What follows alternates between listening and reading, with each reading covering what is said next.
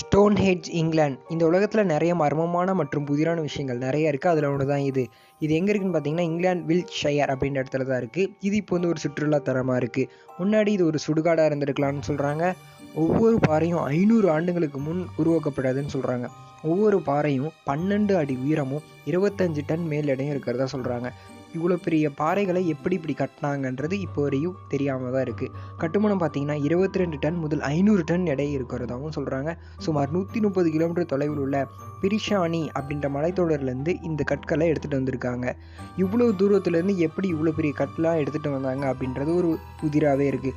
உலகில் எந்த தொழில்நுட்பத்தாலையும் இப்படி ஒரு விஷயத்தை செய்ய முடியாது இப்போ வரையும். ஆனால் இதை அப்பயே செஞ்சுருக்காங்க.